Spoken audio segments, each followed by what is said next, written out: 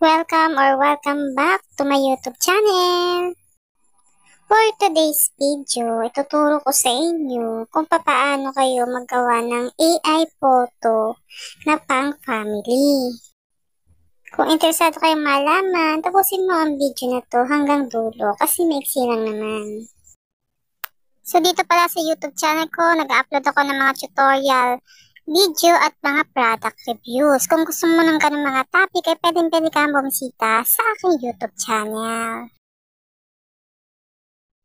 So una, pupunta ka sa Google Chrome, magse-search ka ng Gemini AI, kung anong unang lalabas yun ang pipindutin mo.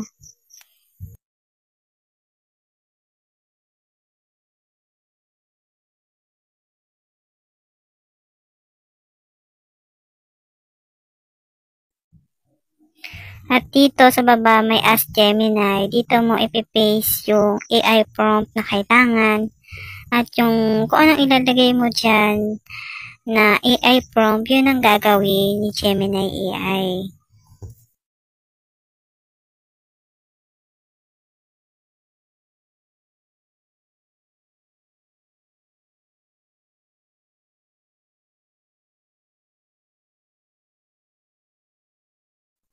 So, ito yung sinasabi ko sa inyo, AI prompt na kailangan para makapag-generate tayo ng family picture.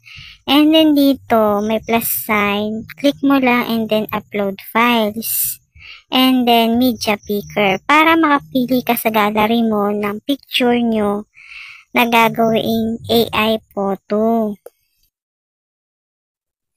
Nandito na yung picture na in-upload ko. And then, ito yung AI prompt na kailangan. And then, itong arrow ay pipindutin yan para mag-generate na yung picture na yan.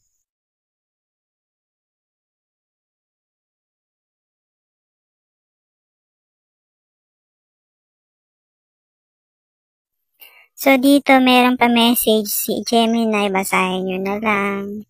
And then, sa baba ng message ay nandyan yung picture.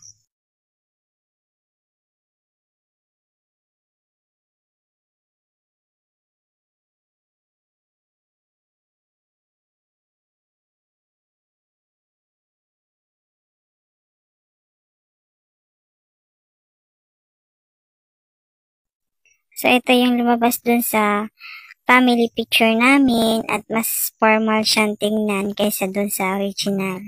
Kung gusto nyo din, gawin nyo na at alalagay ko yung AI prompt sa comment section at sa description box. So, kung gusto nyo i-save, pindutin nyo lang yung picture and then may makikita kayong arrow sa taas. Pag pinindot nyo yan, magdadirect na yan sa inyong album. Pwede nyo nang i-post sa Blue App or sa TikTok. Kayo nang bahala.